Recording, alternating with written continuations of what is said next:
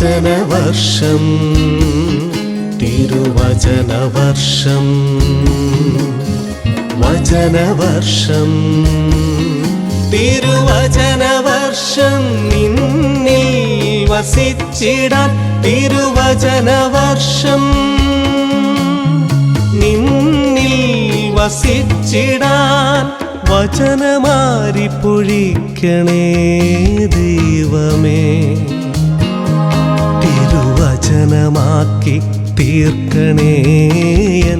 ഈശോ മിശിഹായിക്ക് സ്തുതിയായിരിക്കട്ടെ. ബൈബിൾ പഠന പരമ്പരയുടെ പുതിയൊരു എപ്പിസോഡിലേക്ക് സ്വാഗതം. നമുക്ക് പ്രാർത്ഥിച്ച് ആരംഭിക്കാം. പരിശുദ്ധ പരമ ദിവ്യകാരുണ്യ ഈശോയ്ക്ക് എന്നേരവും ആരാധനയും സ്തുതിയും പുകഴ്ചയും ഉണ്ടായിരിക്കട്ടെ. ബോധജ്ഞാനത്തിന്റെ സിംഹാസനമായ പരിശുദ്ധ മറിയമേ, ഞങ്ങൾക്ക് വേണ്ടി അപേക്ഷിക്കണമേ. ഈശോയിൽ സ്നേഹമുള്ളവരെ, കഴിഞ്ഞ ദിവസത്തെ ക്ലാസ് കഴിഞ്ഞപ്പോൾ ഒരാള് വിളിച്ചു ചോദിച്ചു, പുറപ്പാട് പുസ്തകം 20-ാം അധ്യായത്തിൽ 10 കൽപ്പനകൾ നൽകുന്നിടത്ത് യാതൊന്നിന്റെയും രൂപമോ പ്രതിമയോ ഉണ്ടാക്കരുത് എന്ന് പറയുന്നുണ്ട്. പിന്നെ എന്തുകൊണ്ടാണ് നമ്മുടെയൊക്കെ ദൈവാലയങ്ങളില് രൂപങ്ങള് പ്രതിമകള് ഒക്കെ ഉള്ളത്? പ്രിയപ്പെട്ടവരെ, ശരിയാണ്, 10 കൽപ്പനകൾ നൽകുന്നിടത്ത് ദൈവമായ കർത്താവ് പറയുന്നുണ്ട്, നിന്റെ ദൈവമായ കർത്താവ് ഞാനാകുന്നു, ഞാനല്ലാതെ മറ്റൊരു ദൈവം നിനക്കുണ്ടാകും. ദൈവത്തിന്റെ സ്ഥാനം നൽകി ആരാധിക്കുവാൻ വേണ്ടിയിട്ട് ഈ ഭൂമിയിലോ ആകാശത്തിലോ ഭൂമിയിലോ ഭൂമിക്ക് താഴെ സമുദ്രത്തിലോ ഉള്ള യാതൊന്നിന്റെയും പ്രതിമയോ രൂപങ്ങളോ ഉണ്ടാക്കരുതെന്ന. എന്തിനു വേണ്ടിയാ? ദൈവമായ കർത്താവിന്റെ സ്ഥാനത്ത് പ്രതിഷ്ഠിക്കാൻ. ദൈവമായ കർത്താവ് അതിന്റെ സ്ഥാനത്ത് പ്രതിഷ്ഠിക്കാൻ ഏതെങ്കിലും ഒന്നിന്റെ രൂപമുണ്ടാക്കി വെച്ചാൽ അത് തെറ്റായ കാര്യമാണ്. ക്രിസ്തീയ വിശ്വാസം അനുസരിച്ച് വിഗ്രഹങ്ങൾ എന്ന് പറയുന്ന ഒരു കാര്യമേ ഇല്ല. വിഗ്രഹങ്ങൾ എന്ന് പറഞ്ഞാൽ വിശേഷാൽ ഗ്രഹിക്കാൻ പറ്റുന്ന. നമ്മുടെ വിശ്വാസത്തിൽ ഒരു രൂപങ്ങൾക്കും വിശേഷാൽ ഗ്രഹിക്കാൻ പറ്റുന്നതായിട്ട് പഠിപ്പിക്കുന്നുമില്ല. രൂപങ്ങൾക്കൊന്നും അതിൽ തന്നെ ഒരു ശക്തിയുമില്ല. എന്നാൽ രൂപങ്ങൾ ഉണ്ടാക്കുന്ന അനുസ്മരണങ്ങളായിട്ടാണ്. ആ രൂപം പ്രതിദാനം ചെയ്യുന്ന വ്യക്തികളെ അനുസ്മരിക്കാൻ. ദൈവമായിട്ടോ ദൈവത്തിന്റെ സ്ഥാനത്തോ ഒരു രൂപവും പ്രതിഷ്ഠിക്കുന്നില്ല. ഈശോ മിശിഹായുടെ രൂപമാണെങ്കിൽ പോലും ആ രൂപത്തിന് ദൈവത്വമില്ല. മിശിഹായെ അനുസ്മരിക്കുന്നതിന് വേണ്ടി, മിശിഹായെ ഓർക്കുന്നതിന് വേണ്ടി മിശിഹായുടെ ഒരു രൂപം ഉണ്ടാക്കി വെച്ചിരിക്കുന്നു. ഈശോ എന്ന് എഴുതി വെച്ചാൽ അത് കാണുമ്പോൾ നമുക്ക് ഈശോയെ ഓർക്കുവാൻ സാധിക്കും. അക്ഷരങ്ങൾ ഇല്ലാത്തൊരു ലോകത്തെ കുറിച്ച് ചിന്തിച്ച്, അക്ഷരങ്ങളില്ലാത്ത കാലത്ത് എന്തായിരുന്നു ചെയ്തിരുന്നത്? പടം വരച്ചു വെക്കുകയായിരുന്നു. ആ പടം വരച്ചു വെച്ചിരിക്കുന്ന പോലെ ഈശോയെ ഒരു പടം വരച്ച് വെക്കുന്നത് പോലെ ഈശോയുടെ രൂപം ഉണ്ടാക്കി വെക്കുന്നു, ഈശോയെ ഓർക്കുവാൻ വേണ്ടി. കത്തോലിക്ക വിശ്വാസം അനുസരിച്ച് രൂപങ്ങൾ ഉണ്ടാക്കുന്നത് ആ രൂപം പ്രതിദാനം ചെയ്യുന്ന വ്യക്തികളെ അനുസ്മരിക്കാൻ വേണ്ടി മാത്രമാണ്. ദൈവത്തിന്റെ സ്ഥാനത്തോ ദൈവത്തിന്റെ സ്ഥാനം നൽകിക്കൊണ്ടോ ഒന്നിന്റെയും രൂപം സൃഷ്ടിക്കുന്നുമില്ല. ദൈവമായ കർത്താവ് വിലക്കിയത്, നിന്റെ ദൈവമായ കർത്താവ് ഞാനാകുന്നു, ഞാനല്ലാതെ മറ്റൊരു ദൈവം നിനക്കുണ്ടാകും. അതിനുശേഷമാണ് പറയുന്നത്, ആകാശത്തിലോ ഭൂമിയിലോ ഉള്ള യാതൊന്നിന്റെയും രൂപം സൃഷ്ടിക്കരുത്, പ്രതിമ രൂപപ്പെടുത്തരുത്. എന്തിനു വേണ്ടിയാ? ദൈവമായ കർത്താവിന്റെ സ്ഥാനത്ത് പ്രതിഷ്ഠിച്ച് ആരാധിക്കാൻ വേണ്ടി. കത്തോലിക്ക വിശ്വാസത്തിന്റെ പഠിപ്പിക്കലനുസരിച്ച് ഒരു രൂപങ്ങൾക്കും അതിൽ തന്നെ വിശേഷ ഗ്രഹിക്കാനുള്ള ശക്തിയില്ല. അതുകൊണ്ട് നമുക്ക് വിഗ്രഹങ്ങൾ ഒന്നില്ല എന്ന് പൗലോസ്ലീഹ ലേഖനത്തിൽ പറയുന്നുണ്ട്. എന്നാൽ വിശുദ്ധ ബൈബിളിൽ തന്നെ പ്രതിമകൾ ഉണ്ടാക്കുവാനായിട്ട്, രൂപങ്ങൾ ഉണ്ടാക്കുവാനായിട്ട് നിർദ്ദേശിക്കുന്നത് നമുക്ക് കാണാനായിട്ട് സാധിക്കും. ഒരുപാട് പുസ്തകത്തില് സാക്ഷ്യ കൂടാരം നിർമ്മിക്കുന്നതിനെ കുറിച്ചുള്ള വിവരണത്തില് ശില്പികളെ കുറിച്ച് പറയുന്നു. അവിടെ ശില്പിയായിട്ട് എല്ലാവിധ ശില്പ വേലകൾക്ക് വേണ്ടി ബെസാലേലിനെ നിയോഗിക്കുന്നതായിട്ട് നമുക്ക് കാണുന്നത്. അപ്പൊ എല്ലാത്തരം കൊത്തുപണികളും അതുപോലെ തന്നെ രൂപങ്ങളും പ്രതിമകളും ഒക്കെ ജെറുസലേം ദേവാലയത്തിലും ഉണ്ടായിരുന്നു, സാക്ഷ്യപേടകത്തിലും ഉണ്ടായിരുന്നു. സംഖ്യയുടെ പുസ്തകം 21-ാം അധ്യായത്തിൽ നമ്മൾ കാണും, ഒരു സർപ്പത്തിന്റെ പ്രതിമ ഉണ്ടാക്കുവാനായിട്ട് പറയുന്നത്. അങ്ങനെ വിവിധങ്ങളായ കൊത്തുരൂപങ്ങള് ഉണ്ടാക്കിയിരുന്നു. കൊത്തുരൂപങ്ങളോ പ്രതിമകളോ ഉണ്ടാക്കുന്നതിനെ അല്ല വിശുദ്ധ ബൈബിള് വിലക്കുന്നത്. മറിച്ച് ദൈവത്തിന്റെ സ്ഥാനം നൽകിക്കൊണ്ട് ദൈവമായിട്ട് ആരാധിക്കാൻ, വിശേഷ ഗ്രഹിക്കാൻ ശക്തിയുള്ളത് എന്ന് പറഞ്ഞുകൊണ്ട് ഏതെങ്കിലും വിധത്തിലുള്ള രൂപങ്ങൾ നിർമ്മിക്കുന്നതിനെയാണ് വിശുദ്ധ ബൈബിള് വിലക്കുന്നത്. ശില്പവേലകളും കൊത്തുപണികളും നടത്തുന്നത് ദൈവിക കൽപ്പനയുടെ ലംഘനമൊന്നുമല്ല. കത്തോലിക്ക വിശ്വാസം അനുസരിച്ച് നമ്മൾ ഒരു രൂപങ്ങളെയും വിശേഷ ഗ്രഹിക്കാൻ ശക്തിയുള്ളതായിട്ട് കാണുന്നില്ല. ദൈവത്തിന്റെ സ്ഥാനം നൽകിക്കൊണ്ടോ ആരാധനയ്ക്ക് വേണ്ടിയോ ഒരു രൂപങ്ങളും ഉണ്ടാക്കുന്നുമില്ല. ഏതെങ്കിലും രൂപങ്ങൾ എടുത്തു വെച്ച് ആരാധന നടത്തുന്നുണ്ടെങ്കിൽ അത് തെറ്റാണ്, അത് വിഗ്രഹാരാധനയാണ്. അപ്രകാരം ഒന്ന് കത്തോലിക്ക വിശ്വാസം അനുസരിച്ച് ഒരു രൂപങ്ങളെയും വിശേഷ ആരാധിക്കുന്നില്ല. രൂപങ്ങൾ ഉണ്ടാക്കുന്നത് എന്തിനു വേണ്ടിയാണ്? ഓർമ്മിക്കുവാൻ വേണ്ടിയിട്ടാണ്. ഒരു വ്യക്തിയെ, അത് പ്രദാനം ചെയ്ത വ്യക്തിയെ ഒന്ന് ഓർമ്മിക്കാൻ വേണ്ടിയിട്ട്. ഇപ്പൊ ഈശോ മിശിഹായുടെ തന്നെ രൂപം ഉണ്ടാക്കി വെച്ചിരിക്കുന്നു. അതിൽ ഈശോ മിശിഹായുടെ അസ്തിത്വമില്ല, ഈശോ മിശിഹ ഇല്ല. ഈശോ മിശിഹ ചരിത്രത്തിൽ ജീവിച്ച് കടന്നുപോയ ഈശോ മിശിഹായുടെ ഓർമ്മ നമ്മുടെ മനസ്സിൽ നൽകുവാൻ വേണ്ടി ഈശോ മിശിഹായുടെ രൂപം ഉണ്ടാക്കി വെച്ചിരിക്കുന്നു. ആ രൂപത്തെ ഒരിക്കലും ആരാധിക്കുന്നില്ല. ആ രൂപത്തോട് ആദരവും ബഹുമാനവും കാണിക്കുന്നു. അത് ഈശോ മിശിഹായോട് കാണിക്കുന്ന ആദരവും ബഹുമാനവുമാണ്. അതുപോലെ തന്നെ ഏതെങ്കിലും വിശുദ്ധന്മാരുടെ രൂപം ആരാധനയ്ക്കായിട്ട് സ്ഥാപിക്കുന്നില്ല. ദൈവത്തിന്റെ സ്ഥാനം നൽകി ഒരു വിശുദ്ധന്മാരുടെയും രൂപം പ്രതിഷ്ഠിക്കുന്നില്ല. ആ വിശുദ്ധന്മാരെ ഓർക്കുന്നതിനോ അനുസ്മരിക്കുന്നതിനു വേണ്ടിയിട്ട് അവരുടെ രൂപങ്ങൾ വെക്കുന്നു. നമുക്കറിയാം, ഈശോയുടെ രൂപം വരച്ചു വെച്ചാൽ ഈശോ മനസ്സിലേക്ക് പതിയും. അതുകൊണ്ട് കമ്മ്യൂണിക്കേറ്റ് ചെയ്യാൻ വേണ്ടിയിട്ട്, ആശയം കൈമാറാൻ വേണ്ടിയിട്ടുള്ള ഒരു മാർഗമാണ് ചിത്രീകരണം. ചിത്രീകരണവും അതുപോലെ തന്നെ രൂപങ്ങൾ ഉണ്ടാക്കുന്നത്.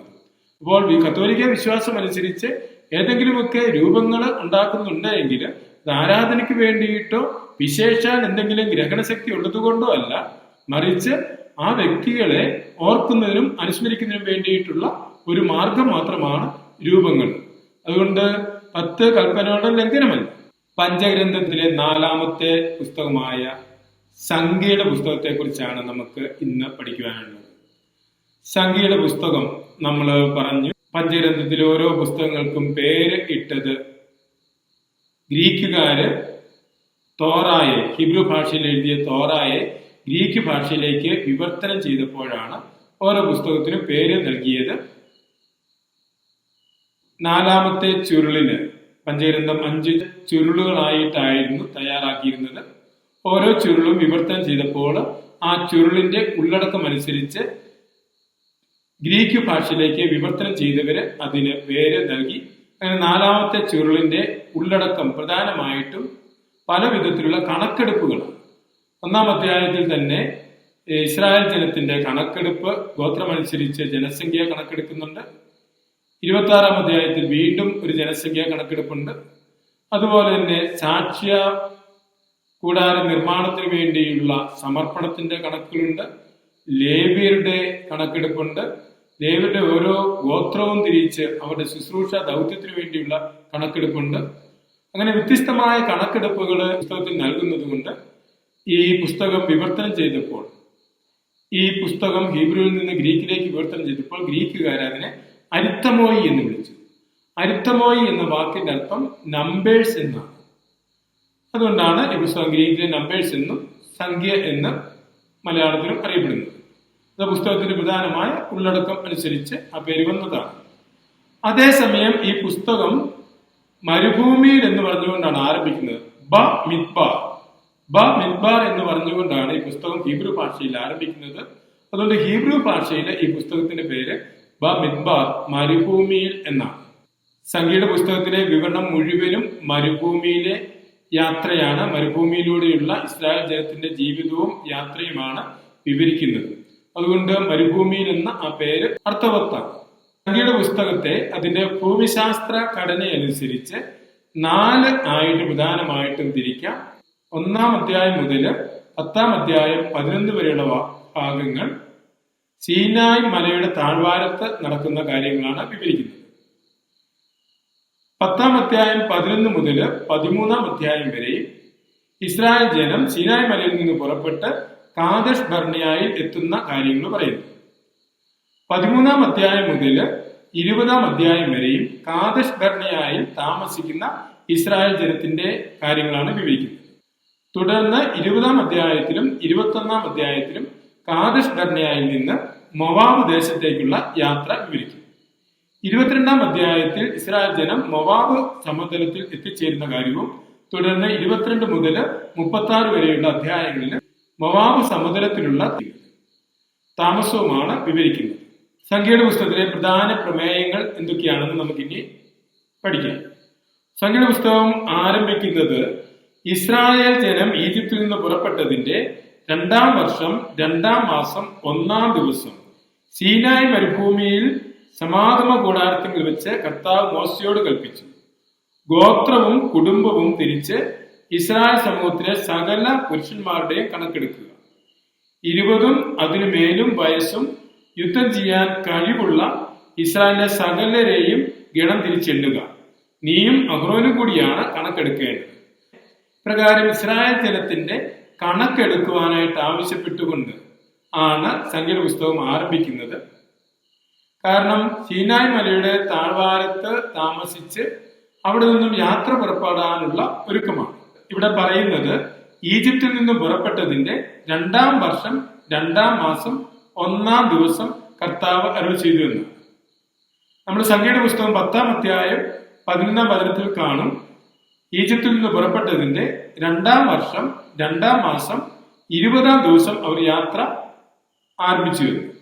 അപ്പോൾ സംഖ്യയുടെ പുസ്തകം 1 മുതൽ 10-ാം അധ്യായം 11 വരെയുള്ള വചനഭാഗത്ത് വിവരിക്കുന്നത് സീനായ് മലയുടെ താഴ്വാരത്ത് നടത്തിയ ഒരു ഒരുക്കമാണ്. ഏകദേശം 20 ദിവസത്തെ ഒരുക്കം. കാരണം 1-ാം ദിവസം 2-ാം മാസം 1-ാം ദിവസമാണ് ദൈവമായ കർത്താവ് മോശയെ വിളിച്ച് ഇപ്രകാരം യാത്ര ആരംഭിക്കാനുള്ള തയ്യാറെടുപ്പ് നടത്താനായിട്ട് ജനസംഖ്യ എടുക്കാനായിട്ടൊക്കെ പറയുന്നത്. തുടർന്ന് 1 മുതൽ 9 വരെയുള്ള അധ്യായങ്ങളിൽ ഈ യാത്രയ്ക്കുള്ള ഒരുക്കമാണ് നമുക്ക് കാണുവാനായിട്ട് സാധിക്കുന്നത്. 9-ാം അധ്യായത്തില് വീണ്ടും പെസഹ ആചരിക്കുന്ന കാര്യം പറഞ്ഞു. ആ പെസഹ ആചരിച്ചുകൊണ്ട് യാത്രയ്ക്കുള്ള ഏറ്റവും അടുത്ത ഒരുക്കം നടത്തുന്നു. 9-ാം അധ്യായത്തില് 2-ാമത്തെ പെസഹ ആചരിക്കുന്നു. 2-ാമത്തെ പെസഹ ആചരിച്ചുകൊണ്ട് യാത്രയ്ക്കുള്ള ഏറ്റവും അടുത്ത ഒരുക്കം നടത്തുന്നു. പുറപ്പാട് പുസ്തകത്തിലെ ക്ലാസ് എടുത്തപ്പോൾ പറഞ്ഞു, പഴയ നാടോടി ജനതകള് ഇടയന്മാര് ഒരു ദേശത്ത് നിന്ന് മറ്റൊരു ദേശത്തേക്ക് പോകുമ്പോൾ ആടിനെ കൊന്ന് ബലിയർപ്പിച്ച് കടന്നുപോകല് ആഘോഷിച്ചിരുന്നു എന്ന്. അപ്രകാരം സീനായ് മലയിൽ വന്ന് താമസിച്ച് സീനായ് മലയുടെ താഴ്വാരത്ത് താവളമടിച്ചതിനു ശേഷം അവിടെ നിന്നും യാത്ര പുറപ്പെട്ട് കടന്നു പോകാൻ ഒരുങ്ങുമ്പോൾ അടുത്ത പെസഹ ആചരിക്കുന്നത് നമുക്ക് സംഖ്യയുടെ പുസ്തകത്തിലെ 9-ാം അധ്യായത്തിൽ കാണാം. സംഖ്യയുടെ പുസ്തകം ആദ്യത്തെ 9 അധ്യായങ്ങള് സീനായ് മലയിൽ നിന്നുമുള്ള യാത്രയ്ക്കുള്ള തയ്യാറെടുപ്പാന്ന് പറഞ്ഞു. ആദ്യത്തെ അധ്യായത്തില് ജനസംഖ്യ കണക്ക് എടുക്കുകയാണ്. 20-ഉം അതിന് മുകളിലേക്ക് പ്രായമുള്ള ആളുകളുടെ എണ്ണമാണ് എടുക്കുന്നത്. വാഗ്ദത്ത നാട് ദൈവമായ കർത്താവ് ഇസ്രായേൽ ജനത്തിന് നൽകിയതാണ്. എന്നാൽ അവരുടെ കടമയാണ് അതുപോയി കരസ്ഥമാക്കുക എന്നുള്ളത്. അതിനു വേണ്ടിയിട്ട് ഒരു പട മുന്നേറുന്ന പോലെയാണ്, ഒരു സൈന്യം മുന്നേറുന്നത് പോലെയാണ് യഥാർത്ഥത്തില് ഇസ്രായേൽ ജനത്തിന്റെ യാത്ര. അതുകൊണ്ടാണ് യുദ്ധത്തിന് ശക്തിയുള്ള 20-നും അതിന് മുകളിലോട്ടുള്ളവരുടെ എണ്ണം എടുത്ത് മുന്നോട്ട് യാത്രയാകുക എന്ന് പറയുന്നത്. ഇസ്രായേലിന്റെ യാത്രയ്ക്കുള്ള ഒരുക്കമാണ് ജനസംഖ്യ കണക്ക് എടുക്കുന്നത്. അതിനുശേഷം 2-ാം അധ്യായത്തിലെ ഇസ്രായേൽ എപ്രകാരമാണ് പാളയമടിക്കേണ്ടത് എന്ന്. കാരണം പടയായിട്ട് മുന്നോട്ട് പോകുന്നു, സൈന്യമായിട്ട് മുന്നോട്ട് പോകുന്നു. ഓരോ സ്ഥലത്ത് ചെല്ലുമ്പോൾ പാളയമടിക്കേണ്ട ക്രമം എപ്രകാരമാണ് എന്നുള്ള വിവരണമാണ് 2-ാം അധ്യായത്തിൽ പറയുന്നത്. അപ്പോൾ ഒരു പട നയിച്ച് മുന്നോട്ട് പോകുന്നു. പട നയിച്ചു പോകുന്നത് എന്തിനു വേണ്ടിയാണ്? വാഗ്ദത്ത നാട് കരസ്ഥമാക്കുവാൻ വേണ്ടിയിട്ട്. അപ്പൊ ഇസ്രായേൽ ജനത്തിന്റെ ഈ യാത്രയെ ഒരു സൈനിക പട മുന്നോട്ട് പോകുന്ന വിധത്തിലാണ് ഗ്രന്ഥകർത്താവ് ചിത്രീകരിച്ചിരിക്കുന്നത്. 3-ാമത്തെ അധ്യായത്തില് അഹ്റോന്റെ പുത്രന്മാരുടെ പുരോഹിതന്മാരുടെ ദൗത്യവും തുടർന്ന് ലേവാന്റെ ദൗത്യവും ലേവാരുടെ ഓരോ ഉത്തരവാദിത്തങ്ങള് അവരുടെ വംശമനുസരിച്ച് അഹ്റോന്റെ വംശത്തിന് പൗരോഹിത്യ ശുശ്രൂഷ, അതുപോലെ തന്നെ കൊഹാത്തില്, ഗർശോന്യര്, മെറാര്യര് എന്നിങ്ങനെ വംശക്രമം അനുസരിച്ച് ലേവ്യരുടെ ഉത്തരവാദിത്തങ്ങള് പറയുന്ന കാര്യമാണ് 3-4 അധ്യായങ്ങളിൽ കാണുന്നത്. 5-ാം അധ്യായത്തിൽ ഇസ്രായേൽ ജനത്തിന്റെ ഇടയിൽ പാലിക്കേണ്ട ചില പൊതു നിയമങ്ങളാണ് പറയുന്നത്. 6-ാം അധ്യായത്തിൽ നാസീർ വ്രതത്തെ കുറിച്ച് പറയും. നാസീർ വ്രതം എന്ന് പറയുന്നത് ഒരു നിശ്ചിത കാലഘട്ടം ദൈവമായ കർത്താവിന്റെ പക്കല് പൂർണ്ണമായ സമർപ്പണം നടത്തി ജീവിക്കുന്നതിനെ വേണ്ടിയുള്ള ഒരു വ്രതം ആയിരുന്നു. നാസീർ വ്രതം പാലിക്കുന്നവന് ലഹരി പദാർത്ഥങ്ങൾ ഉപയോഗിക്കരുത്, ക്ഷൗരക്കത്തി വ്രതകാലത്ത് അവന്റെ തലയിൽ സ്പർശിക്കരുത്, കർത്താവിന് മുമ്പിൽ വ്രതമനുഷ്ഠിക്കുന്ന കാലം അത്രയും വിശുദ്ധി പാലിക്കണം, മുടി വളർത്തണം. അങ്ങനെ പ്രത്യേകമായൊരു ജീവിത ശൈലിയിലൂടെ പൂർണ്ണമായും കർത്താവിന്റെ പക്കലുള്ള സമർപ്പണത്തെ സൂചിപ്പിക്കുന്നതായിരുന്നു നാസീർ വ്രതം. ഇസ്രായേൽക്കാരുടെ ഒരു സമർപ്പണ ജീവിതത്തിന്റെ മാതൃകയാണ് നാസീർ വ്രതത്തെ നമുക്ക് കാണാൻ സാധിക്കും. 6-ാം അധ്യായം 22-23 വചനങ്ങളില് പുരോഹിതന്റെ ആശീർവാദത്തെ കുറിച്ച് പറഞ്ഞു. ലേവ്യരുടെ പുസ്തകത്തിൽ നമ്മൾ പറഞ്ഞപ്പോൾ പുരോഹിത കടമകൾ വിവരിച്ചതിന്റെ കൂടെ പറഞ്ഞിരുന്നു. പുരോഹിതന്റെ ദൗത്യമാണ് ജനത്തെ ദൈവത്തിന്റെ നാമത്തിൽ ആശീർവദിക്കുക. കർത്താവിന്റെ നാമത്തിൽ ജനത്തെ ആശീർവദിക്കുക എന്നത് പുരോഹിതന്റെ ദൗത്യമായിട്ട് സംഖ്യയുടെ പുസ്തകം 6-ാം അധ്യായം 22-23 വചനങ്ങളിൽ കാണാം. പ്രകാരം ആശീർവദിക്കുന്നതിലൂടെ ദൈവമായ കർത്താവിന്റെ നാമം ഇസ്രായേലിന്റെ മേൽ പതിപ്പിക്കുവാനും അതിലൂടെ ഇസ്രായേലിന്റെ ദൈവമായ കർത്താവ് ജനത്തെ ആശീർവദിക്കും, അനുഗ്രഹിക്കും എന്നാണ് തിരുവചനം പറയുന്നത്. സാക്ഷ്യ പേടകത്തിന്റെ ക്രമീകരണങ്ങളും അതിനുവേണ്ടിയുള്ള കാഴ്ചയർപ്പണമൊക്കെയാണ് 7-8 അധ്യായങ്ങൾ കാണുന്നത്. 9-ാം അധ്യായത്തില് 2-ാമത്തെ പെസഹ ആചരിച്ചുകൊണ്ട് സീനായ് മലയുടെ താഴ്വാരത്തിൽ നിന്നും യാത്ര പുറപ്പെടാനുള്ള ഏറ്റവും അടുത്ത ഒരുക്കം പൂർത്തിയാക്കുകയാണ് ചെയ്യുന്നത്. 10-ാം അധ്യായത്തില് യാത്ര പുറപ്പെടുവാനുള്ള കാഹളധ്വനി മുഴങ്ങുന്ന കാര്യം പറയും. ഇങ്ങനെ കാഹളധ്വനി മുഴങ്ങുന്നത് കേട്ട് ഗോത്രങ്ങളെല്ലാം ക്രമമനുസരിച്ച് യാത്ര പോകുന്നു. ഏറ്റവും മുൻപിൽ നിന്ന് നയിച്ചിരുന്ന യൂദാ ഗോത്രമായിരുന്നു. അതുകൊണ്ട് മിശിഹ വരാനിരുന്ന യൂദാ ഗോത്രത്തിന്റെ മഹത്വം എടുത്തു കാണിക്കുന്നതിന് വേണ്ടിയായിരിക്കണം യൂദാ ഗോത്രമാണ് യാത്രയിൽ ഏറ്റവും മുൻപിൽ നിന്നിരുന്നത്. ആരംഭിക്കുന്നതിനെ കുറിച്ച് വിശുദ്ധ വചനം പറയുന്നത് 2-ാം വർഷം 2-ാം മാസം 20-ാം ദിവസം സാക്ഷി കൂടാരത്തിന് മുകളിൽ നിന്ന് മേഘം ഉയർന്നു. അപ്പോൾ ദൈവത്തിന്റെ സാന്നിധ്യം മേഘമായിട്ട് വാഗ്ദാന പേടകത്തെങ്കിലും സാക്ഷി കൂടാരത്തെങ്കിലും വന്ന് ആവരണം ചെയ്യുന്നത് നമ്മൾ പുറപ്പാട് പുസ്തകത്തിൽ കണ്ടതാണ്. സാക്ഷി കൂടാരം നിർമ്മിച്ചപ്പോൾ ദൈവ മേഘം വന്നതിനെ ആവരണം ചെയ്തു. അത് ദൈവിക സാന്നിധ്യത്തിന്റെ അടയാളമായിരുന്നു. ഈ ദൈവിക സാന്നിധ്യത്തിന്റെ അടയാളം എപ്പോഴും ഇസ്രായേൽക്കാരുടെ കൂടെ ഉണ്ടായിരുന്നു. അവരുടെ യാത്രയിൽ ഉടനീളം മേഘം ഉയരുമ്പോഴായിരുന്നു അവർ യാത്ര നടത്തിയിരുന്നത്. ദൈവിക സാന്നിധ്യത്തിന്റെ അടയാളമായിട്ടാണ് ഈ മേഘത്തെ അവരെ കണ്ടിരുന്നത്.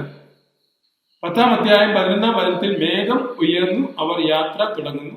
ഈ മേഘം അവർക്ക് മുൻപേ പോയിരുന്നു എന്ന തിരുവചനം പറയുന്നത്. അങ്ങനെ മേഘം ദൈവത്തിന്റെ സാന്നിധ്യമായി അവരുടെ കൂടെ ഉണ്ടായിരുന്നു. മേഘം നിൽക്കുന്നിടത്തായിരുന്നു അവര് താവളം അടിച്ചിരുന്നത്. അതുകൊണ്ടാണ് ദൈവമായ കർത്താവ് ഇസ്രായേൽ ജനത്തിനു വേണ്ടി സ്ഥലം അന്വേഷിച്ച് അവരുടെ മുൻപേ പോവുകയും അവിടുന്ന് നിശ്ചയിക്കുന്ന സ്ഥലങ്ങളിലാണ് അവര് താവളമടിക്കുകയും ചെയ്തിരുന്നത്.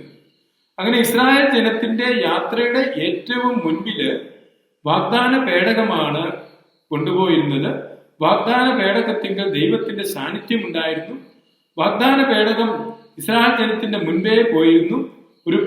ഒരു സൈന്യം എന്ന നിലയിൽ മുന്നോട്ട് പോകുന്ന ഇസ്രായേൽ ജനത്തിന്റെ ഏറ്റവും മുൻപില് ദൈവത്തിന്റെ സാന്നിധ്യമുള്ള വാഗ്ദാന പേടകം ഉണ്ടായിരുന്നു. അതുകൊണ്ടാണ് വാഗ്ദാന പേടകത്തിന്റെ പക്കലുള്ള ദൈവ സാന്നിധ്യത്തെയാണ് സൈന്യങ്ങളുടെ ദൈവമായ കർത്താവ് എന്ന് തിരുവചനത്തെ വിളിക്കുന്നത്. ദൈവത്തെ അഭിസംബോധന ചെയ്യുമ്പോൾ സൈന്യങ്ങളുടെ ദൈവമായ കർത്താവ് എന്ന് അഭിസംബോധന ചെയ്യുന്നുണ്ട്. അത് വാഗ്ദാന പേടകത്തിന്റെ പക്കല് ഉള്ള ദൈവ സാന്നിധ്യത്തെ അഭിസംബോധന ചെയ്യുകയാണ്. പിന്നീട് ഇസ്രായേൽ യാത്ര ചെയ്ത് മുന്നോട്ട് പോകുമ്പോൾ എപ്പോഴും ഈ വാഗ്ദാന പേടകമായിരുന്നു അവർക്ക് മുൻപിൽ ഉണ്ടായിരുന്നത്. അങ്ങനെ ഇസ്രായേലിന്റെ ദൈവമായ കർത്താവ് തങ്ങളെ നയിക്കുന്നതായിട്ടാണ് ഇസ്രായേൽ അനുഭവിച്ചത്. അതുകൊണ്ട് ഈ യാത്രയില് സൈന്യങ്ങളുടെ ദൈവമായ കർത്താവിന്റെ സാന്നിധ്യം അവർക്കുണ്ടാവുകയും യുദ്ധങ്ങളിലും യാത്രയിലും വിജയം നൽകിയിരുന്നത് ഈ സൈന്യങ്ങളുടെ ദൈവമായ കർത്താവിന്റെ സാന്നിധ്യമാണ് എന്ന് ഇസ്രായേൽ ഏറ്റുപറയുകയും ചെയ്തിരുന്നു. ആ ഒരു അവതരണമാണ് ഒരു യുദ്ധത്തിന്റെ അല്ലെങ്കിൽ ഒരു യോദ്ധാവ് എന്ന വിധത്തില് സൈന്യങ്ങളുടെ ദൈവമായ കർത്താവിനെ വിശുദ്ധ ഗ്രന്ഥത്തില് അവതരിപ്പിക്കുന്നത്. ഇസ്രായേൽ ജനം യാത്ര ആരംഭിച്ച് ഉടൻ തന്നെ പരാതിയും ഉണ്ടാകുന്ന നമുക്ക് കാണാൻ സാധിക്കും. 10-ാം അധ്യായം 11-ാം വചനത്തില് യാത്ര ആരംഭിക്കുന്നു. 11-ാം അധ്യായമാകുമ്പോഴത്തേക്കും ജനം പരാതിപ്പെടുകയാണ്. കർത്താവിന് അനിഷ്ടമാകത്തക്ക വിധം ജനം പിറുപിറുത്തു. ഈ മരുഭൂമി യാത്രയിൽ മന്നയും കാടപ്പക്ഷിയും നൽകുന്ന കാര്യം വിവരിക്കുന്നു. മന്നയും കാടപ്പക്ഷിയും യാത്രയിൽ നൽകുന്നു. ഈജിപ്തിൽ നിന്ന് പുറപ്പെട്ട് സീനായിലേക്കുള്ള യാത്രയിലും മന്നയും കാടപ്പക്ഷിയും നൽകിയിരുന്നു. ഇവിടെയും സംഖ്യയുടെ പുസ്തകത്തിലും യാത്ര നടത്തുന്ന അവസരത്തിൽ മന്നയും കാടപ്പക്ഷിയും നൽകുന്ന കാര്യം പറയുന്നുണ്ട്. മന്നയെക്കുറിച്ച് പുറപ്പാട് പുസ്തകത്തിലും സംഖ്യയുടെ പുസ്തകത്തിലും വ്യത്യസ്തമായ വിവരണമാണ് നൽകുന്നത്. മന്നയെക്കുറിച്ച് പുറപ്പാട് പുസ്തകത്തിൽ ഇപ്രകാരമാണ് നാം വായിക്കുന്നത്: മഞ്ഞുരുകിയപ്പോൾ മരുഭൂമിയിലെ ഉപരിതലത്തിൽ പൊടിമഞ്ഞ് പോലെ വെളുത്തുരുണ്ട് ലോലമായൊരു വസ്തു കാണപ്പെട്ടു. ഇസ്രായേൽക്കാർ ഇത് കണ്ടപ്പോൾ പരസ്പരം ചോദിച്ചു, അതെന്താണെന്ന് അവർ അറിഞ്ഞിരുന്നില്ല. അപ്പോൾ മോശ അവരോട് പറഞ്ഞു, കർത്താവ് നിങ്ങൾക്ക് ഭക്ഷണമായി തന്നിരിക്കുന്ന അപ്പമാണിത്. കർത്താവ് കൽപ്പിച്ചിരിക്കുന്നത് ഇപ്രകാരമാണ്: ഓരോരുത്തരും തന്റെ കൂടാരത്തിലെ ആളുകളുടെ എണ്ണമനുസരിച്ച് ആളൊന്നിന് 1 ഓമർ വീതം ശേഖരിക്കട്ടെ. ഇസ്രായേൽക്കാർ അപ്രകാരം ചെയ്തു. ചിലർ കൂടുതലും ചിലർ കുറവും ശേഖരിച്ചു. പിന്നീട് ഓമർ കൊണ്ട് അളന്നു നോക്കിയപ്പോൾ കൂടുതൽ ലഭിച്ചവർക്ക് കൂടുതലോ കുറവ് ലഭിച്ചവർക്ക് കുറവോ ഉണ്ടായിരുന്നില്ല. ഓരോരുത്തരും ശേഖരിച്ചത് അവർ ഭക്ഷിക്കാൻ മാത്രം ഉണ്ടായിരുന്നു. ഇസ്രായേൽ അതിന് മന്ന എന്ന് പേര് നൽകി. അത് കൊത്തമ്പലരി പോലെയായിരുന്നു. വെളുത്തതും തേൻ ചേർത്ത അപ്പത്തിന്റെ രുചിയുള്ളതുമായിരുന്നു. കൊത്തമ്പലരി പോലെയായിരുന്നു.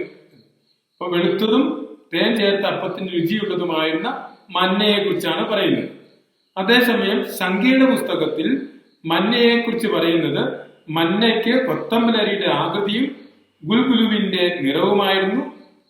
ജനം ചുറ്റി നടന്നത് ശേഖരിച്ച് തിരികല്ലിലോ ഉരുളിലോ ഇട്ട് പൊടിച്ച് കലത്തിൽ വേവിച്ച് അപ്പം ഉണ്ടാക്കി. പുറപ്പാട് പുസ്തകത്തിലെ അവതരണം അനുസരിച്ച് മന്ന ഒരപ്പമായി അവർക്ക് ലഭിച്ചിരുന്നു. അപ്പം അവർ ശേഖരിച്ച് ഭക്ഷിച്ചിരുന്നു. തേൻ ചേർത്ത അപ്പത്തിന്റെ രുചി ഉണ്ടായിരുന്നു എന്നാണ്. അതേസമയം സംഖ്യയുടെ പുസ്തകത്തില് അത് കൊത്തമ്പലരിയുടെ ആകൃതിയുള്ളതായിരുന്നു. അത് ശേഖരിച്ച് പൊടിച്ച് അവര് അപ്പം ഉണ്ടാക്കിയിരുന്നു എന്നാണ് പറയുന്നത്. ഏതായാലും മന്ന എന്ന് പറഞ്ഞു കഴിഞ്ഞാൽ വാട്ട് ഈസ് ദിസ്, ഇതെന്താണെന്ന് അർത്ഥം. കാരണം ഇങ്ങനെ ഒരു വസ്തു തങ്ങൾക്ക് മരുഭൂമിയിൽ ലഭിച്ചു, അതെന്താണെന്ന് അറിയത്തില്ല. അപ്പോൾ മോശ അവരോട് പറഞ്ഞു, ദൈവമായ കർത്താവ് നിങ്ങൾക്ക് ഭക്ഷിക്കാൻ വേണ്ടി നൽകിയ അപ്പമാണിത്. അത് അവര് എടുത്ത് ഭക്ഷിച്ചു. അങ്ങനെ അതിനെ അവർ മന്ന എന്ന് വിളിച്ചു. മന്ന ഇതെന്താണ് എന്ന വാക്ക് തന്നെയാണ് ഇതിന്റെ അർത്ഥം. അതുകൊണ്ട് എന്താണെന്ന് അറിയത്തില്ല. അതുകൊണ്ട് ദൈവമായ കർത്താവിന്റെ ദാനമായിട്ട് ലഭിച്ച മന്ന അവര് ശേഖരിച്ച് ഭക്ഷിക്കുന്നതാണ്. 12-ാം അധ്യായത്തിലെ മോശയുടെ നേതൃത്വത്തെ ചോദ്യം ചെയ്യുന്നത് കാണാം. മിറിയാമും അഹ്റോനും അക്കൂട്ടത്തിൽ കൂടുന്നുണ്ട്. മോശയ്ക്ക് മാത്രമാണ് ദൈവം പ്രത്യക്ഷപ്പെട്ടത്, ദൈവം തങ്ങളിലൂടെയും പ്രവർത്തിക്കുന്നില്ല എന്ന് ചോദിച്ചുകൊണ്ട് മിറിയാമും അഹ്റോനും, പ്രത്യേകിച്ച് മോശയുടെ ഭാര്യയായ കുഷ്യ സ്ത്രീയെ കുറിച്ച് വിമർശനങ്ങൾ ഉയർത്തുന്നതും മോശയ്ക്കെതിരെ തിരിയുന്നുമുണ്ട്.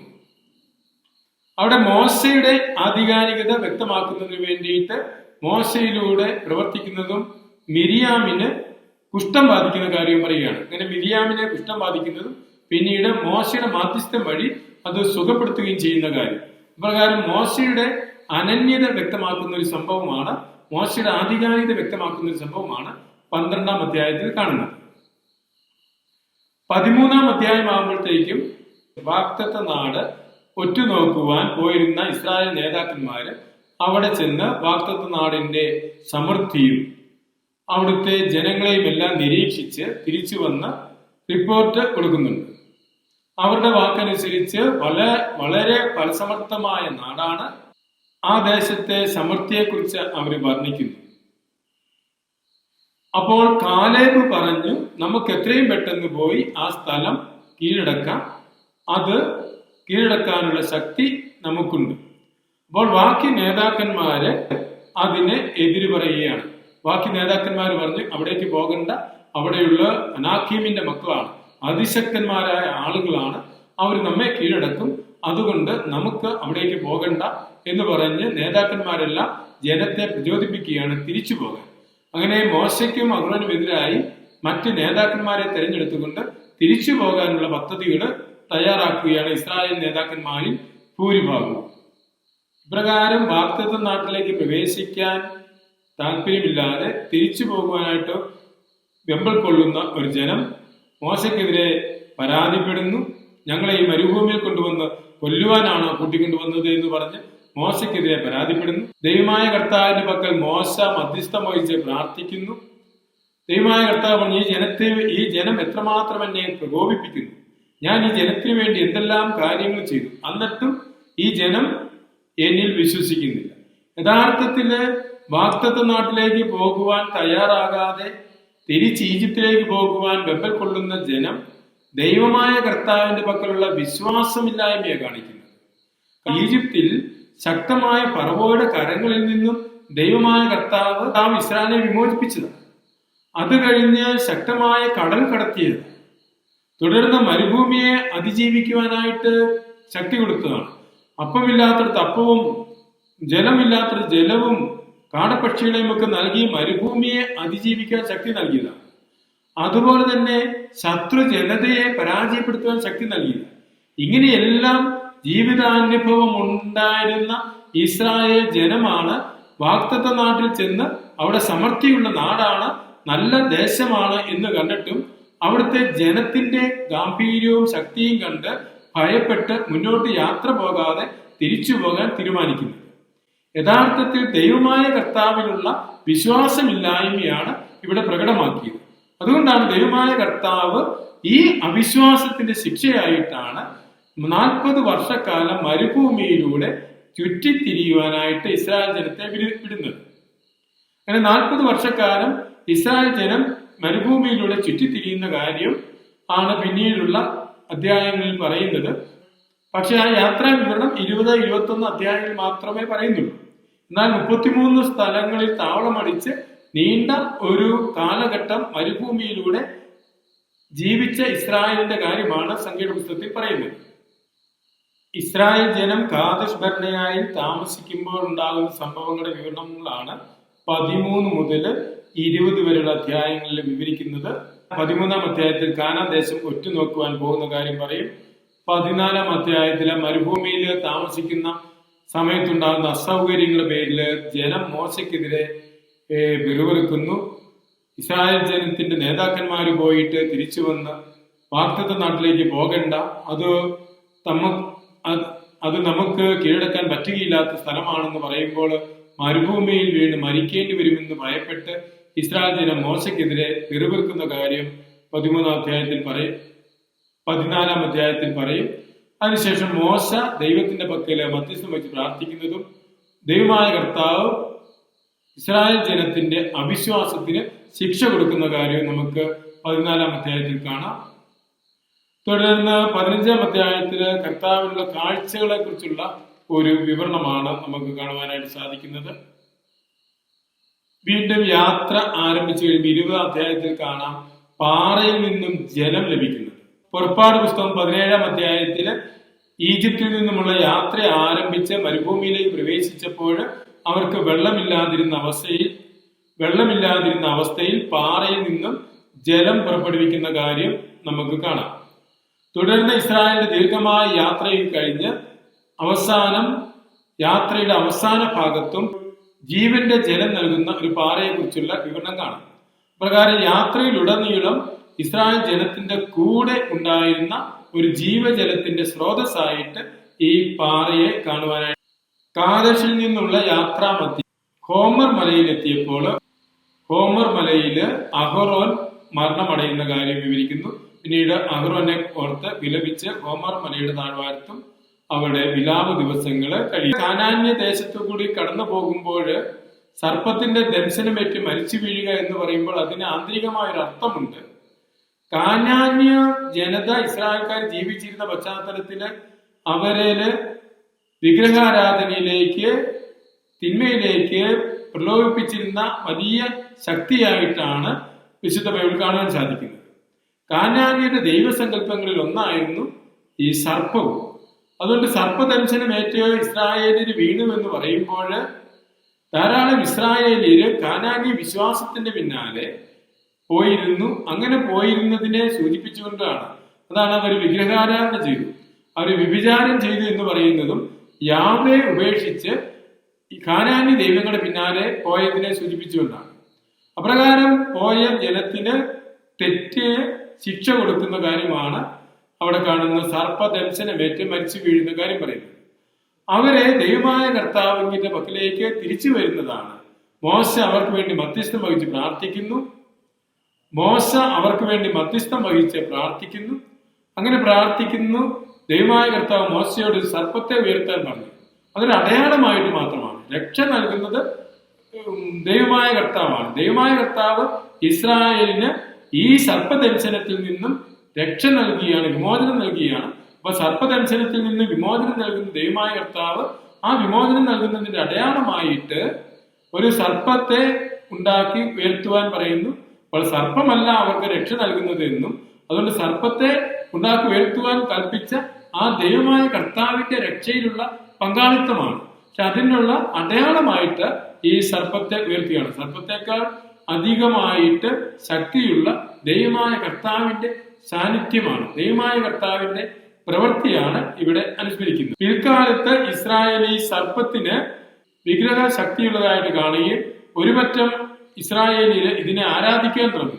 അങ്ങനെയുള്ള അവസരത്തിലാണ് ഹെസക്കിയ രാജാവിന്റെ ഭരണ കാലഘട്ടത്തില് ഈ സർപ്പത്തെ ഉടച്ചു കളഞ്ഞു. കാരണം ജനം വിഗ്രഹാരാധനയിലേക്ക് പോയി. സർപ്പത്തെ ഒരു അടയാളമായിട്ട് സ്ഥാപിക്കാനായിട്ട് പറഞ്ഞു. സർപ്പത്തെ അടയാളമായിട്ട് സ്ഥാപിച്ചത് പിൽക്കാലത്ത് അതിനെ ആരാധനാമൂർത്തിയാക്കി മാറ്റിയപ്പോഴാണ് ഇസ്രായേൽ രാജാവ് അതിനെ നശിപ്പിച്ചു കളയുന്നത്. അതുകൊണ്ട് തന്നെയാണ് വിഗ്രഹങ്ങൾ ഉണ്ടാക്കുവാനായിട്ട് സ്ഥാപിക്കുവാനായിട്ട് പറയുന്നുണ്ട്. എന്നാൽ വിഗ്രഹങ്ങളെ ദൈവത്തിന്റെ സ്ഥാനത്ത് ആരാധനാമൂർത്തിയായിട്ട് പ്രതിഷ്ഠിക്കുന്നത് ഒരിക്കലും ബൈബിള് വിശുദ്ധ വചനം അംഗീകരിക്കുന്നില്ല. വിശേഷാൽ ഗ്രഹിക്കുന്ന ഒരു രൂപങ്ങളും ഇല്ല.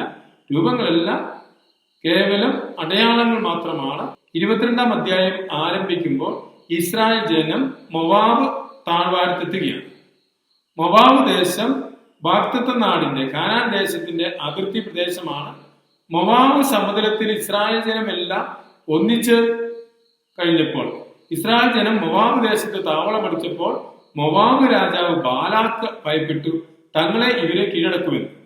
അങ്ങനെ ബാലാക്കിനെ യുദ്ധം ചെയ്ത് ഇസ്രായേലിനെ കീഴ്പ്പെടുത്തുവാൻ ശക്തിയില്ല എന്ന് കണ്ടപ്പോൾ ഇസ്രായേലിനെ ശാപവചസ്സർ ഉദ്ധരിച്ചുകൊണ്ട് ഇസ്രായേലിനെ ഓടിക്കുന്നതിന് അല്ലെ അവരെ അകറ്റുന്നതിന് വേണ്ടി ബാലാമിനെ കൊണ്ടുവരിക.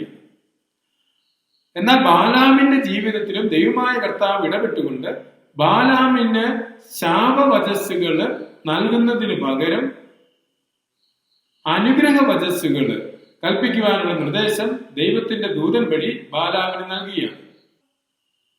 ബാലാമിനെ വിളിക്കുവാൻ ചെന്നത് ബാലാക്കിന്റെ ആളുകളാണ്. ബാലാക്കിന്റെ ആളുകൾ തങ്ങൾക്ക് അനുഗ്രഹവും ഇസ്രായേലിന് ശാപവും അറിയാൻ വേണ്ടി ബാലാമിനെ വിളിച്ചുവെങ്കിലും ബാലാമിന്റെ ജീവിതത്തിൽ ദൈവമായ കർത്താവ് ഇടപെട്ട് ബാലാമിനോട് പറഞ്ഞു, നീ കൂടെ പൊയ്ക്കൊള്ളുക. എന്നാൽ യാത്ര തുടർന്ന് മുന്നോട്ട് പോകുമ്പോൾ ബാലാമിനെ വധിക്കുവാനായിട്ട് ദൂതൻ വന്ന് നിൽക്കുന്ന ഒരു സംഭവം നമുക്ക് കാണാൻ സാധിക്കും. ദൈവമായ കർത്താവ് പറഞ്ഞത് അനുസരിച്ചാണ് ബാലാം ഭവനത്തിൽ നിന്ന് ബാലാക്കിന്റെ ആളുകളുടെ കൂടെ പോകുന്നത്. എന്നിട്ട് എന്തുകൊണ്ടാണ് ബാലാമിനെ വധിക്കുവാനായിട്ട് ദൈവത്തിന്റെ ദൂതൻ പ്രത്യക്ഷപ്പെട്ടത് എന്നത് ഒരു ചോദ്യമാണ്. ഇവിടെ മനസ്സിലാക്കുവാൻ സാധിക്കുന്നത് ബാലാക്കിന്റെ ആളുകളുടെ കൂടെ ഇറങ്ങി പുറപ്പെട്ടുവെങ്കിലും ദൈവത്തിന്റെ ദൂതനെ ദർശിക്കാൻ അവന് സാധിക്കുന്നില്ല. ആ യാത്രയില് വഴി മധ്യേ നിൽക്കുന്ന ദൈവത്തിന്റെ ദൂതനെ കഴുത ദർശിച്ചിട്ടും ബാലാമിന് അത് കാണുവാൻ സാധിക്കുന്നില്ല. എന്ന് പറഞ്ഞാൽ ദൈവത്തിന്റെ ദൂത് മാത്രമേ പറയാവുള്ളൂ എന്ന് പറഞ്ഞ് ബാലാമിനെ ഇറക്കി വിട്ടു. എന്നാൽ ബാലാം ദൈവത്തിന്റെ ദൂതനെ ദർശിക്കാതുള്ളൊരു യാത്രയാണ് നടത്തുന്നത്. ആ യാത്രയില് ദൈവത്തിന്റെ ദൂതനെ ദർശിക്കുവാൻ വേണ്ടി ബാലാമിനെ തിരിച്ചുവിടുന്നതാണ് അവനെ കൊല്ലുവാൻ വേണ്ടിയിട്ട് ദൈവത്തിന്റെ ദൂതൻ വന്നു എന്ന് പറയുന്നത്. കാരണം ബാലാം ദൈവത്തിന്റെ ദൂത് പറയാതെ, ദൈവത്തിന്റെ ദൂത് ദർശിക്കാതെയാണ് ഇസ്രായേലിലേക്ക് പോകുന്നത്. ആ കാര്യം വ്യക്തമാക്കുകയാണ്.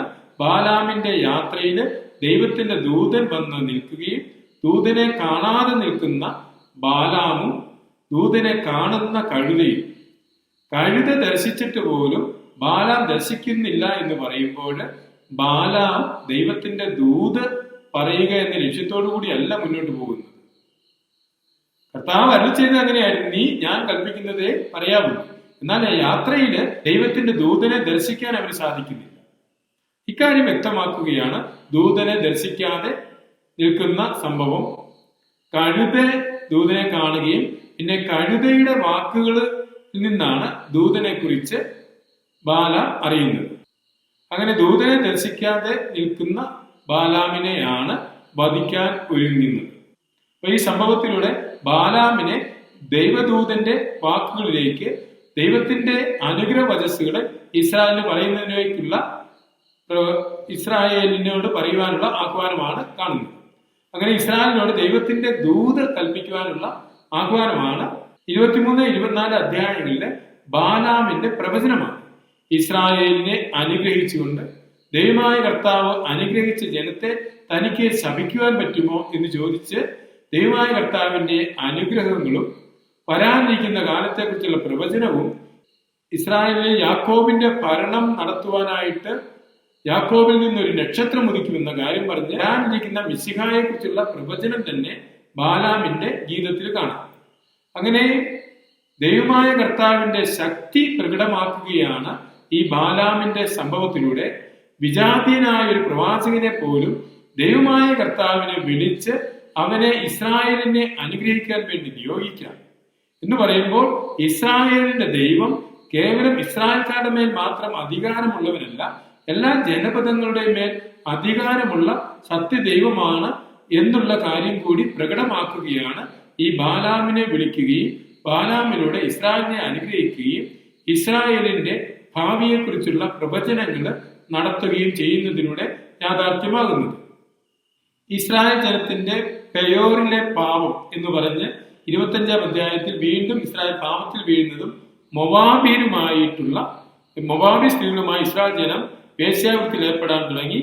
തങ്ങളുടെ ദേവന്മാരുടെ ബലികൾക്ക് ഇസ്രായേൽക്കാരെ ക്ഷണിച്ചു. അങ്ങനെ ഇസ്രായേൽക്കാര് വീണ്ടും വിഗ്രഹാരാധനയിലേക്ക് പോവുകയാണ്. ഇസ്രായേല് അന്യ ജനതകളുമായിട്ട് മിങ്കിൾ ചെയ്തു അവരുടെ വിശ്വാസത്തിലേക്ക് പോകുന്നു. അങ്ങനെ സത്യദൈവത്തിൽ നിന്നും പ്രതിസന്ധി ബുദ്ധിമുട്ടുകളും ഉണ്ടാകുമ്പോൾ നേതാക്കന്മാർക്കെതിരെ പ്രതികരിക്കുന്നു, പരാതി പറയുന്നു, ദൈവമായ കർത്താവിന്റെ ഇടപെടൽ ഉണ്ടാകുന്നു, അവർക്ക് ശിക്ഷണം നൽകുന്നു, മരുഭൂമിയിലൂടെ ശിക്ഷണം നൽകി അവരെ മുന്നോട്ട് കൊണ്ടുപോകുന്നു. 26-ാമത്തെ അധ്യായത്തിൽ നമ്മൾ കാണുന്നത് രണ്ടാമത്തെ ജനസംഖ്യ കണക്കെടുപ്പാണ്. അതായത് സംഖ്യയുടെ പുസ്തകം 22-ാം അധ്യായം ആയപ്പോഴത്തേക്കും 40 വർഷക്കാലത്തെ മരുഭൂമി യാത്രയ്ക്ക് കഴിഞ്ഞിട്ടാണ് നേബോർ മലയുടെ താഴ്വാരത്ത് വന്ന് അവർ തമ്പടിക്കുന്നത്. 40 വർഷത്തെ മരുഭൂമി യാത്ര കഴിയുക എന്ന് പറയുമ്പോൾ ഒരു തലമുറ മാറുകയാണ്. 40 വർഷം ഒരു തലമുറയുടെ കാലഘട്ടമായിട്ടാണ് കാണുന്നത്. അങ്ങനെ 40 വർഷത്തെ കാലഘട്ടത്തിന് ശേഷം പുതിയ തലമുറ എടുത്തു. അപ്പോൾ 40 വർഷത്തെ തുടർന്ന് മോശയുടെ പിൻഗാമിയായിട്ട് ജോഷുവയെ നിയോഗിക്കുന്ന കാര്യം പറയും. തുടർന്ന് മൊവാബ് താഴ്വാരത്തുള്ള ഇസ്രായേൽ ജീവിതവും വാഗ്ദത്ത നാടിന്റെ അതിർത്തികളും വാഗ്ദത്ത നാട് എപ്രകാരമാണ് ഓരോ ജനത്തിനും വീതം വെച്ച് ഓരോ ഗോത്രത്തിനും വീതം വെച്ച് നൽകേണ്ടത് എന്നുള്ള കാര്യങ്ങളുമൊക്കെ അവതരിപ്പിക്കാൻ. നേബോ മലയുടെ താഴ്വാരത്ത് താമസിക്കുന്ന ജനത്തിന് ഒരു വാഗ്ദത്ത നാട്ടിലേക്ക് പ്രവേശിക്കുന്നതിന് തൊട്ടു മുമ്പായിട്ട് നിയമം വിശദീകരിച്ചു കൊടുക്കുന്ന, കാരണം സീനായ് മലയിൽ വെച്ച് ദൈവം ഇസ്രായേൽ ജനത്തിന് നിയമം കൊടുത്തു, മോശയിലൂടെ നിയമം കൊടുത്തു. മോശ നിയമം ഇസ്രായേലിനെ പഠിപ്പിച്ച് ജനത്തെ ഒരുക്കി മരുഭൂമിയിലൂടെ നയിച്ച് വാഗ്ദത്ത നാട്ടിലേക്ക് കൊണ്ടുവരികയാണ്. പക്ഷേ മരുഭൂമിയിലൂടെയുള്ള വാസം 40 വർഷക്കാലമായപ്പോൾ ഈജിപ്തിൽ നിന്നും സീനായിൽ നിന്നും പുറപ്പെട്ട തലമുറ മാറി പുതിയ തലമുറയായി. അതുകൊണ്ട് നിയമം ആവർത്തിച്ച് മോശ ഇസ്രായേലിനെ പഠിപ്പിക്കുകയാണ്. അങ്ങനെ നിയമം ആവർത്തിച്ച് മോശ പറയുന്നത് നേബോ മലയുടെ താഴ്വാരത്ത് വെച്ച് ഇസ്രായേൽ ജനത്തിന് നിയമം നൽകുന്ന കാര്യം വിവരിക്കുന്ന കാര്യമാണ് സംഖ്യയുടെ പുസ്തകം കഴിഞ്ഞ് വരുന്ന നിയമാവർത്തന പുസ്തകത്തിൽ വിവരിക്കുന്നത്. മോശ ദൈവമായ കർത്താവിന്റെ നിയമം മൊവാബ് താഴ്വാരത്ത് വെച്ച് ഇസ്രായേലിന് വിവരിച്ചു കൊടുക്കുന്ന കാര്യം പറഞ്ഞുകൊണ്ടാണ് നിയമാവർത്തന പുസ്തകം ആരംഭിക്കുന്നത്. നിയമാവർത്തന പുസ്തകം മുഴുവൻ മോശ ഇസ്രായേലിന് നിയമം വിശദീകരിച്ചു കൊടുക്കുന്നതായിട്ടാണ് അവതരിപ്പിക്കുന്നത്.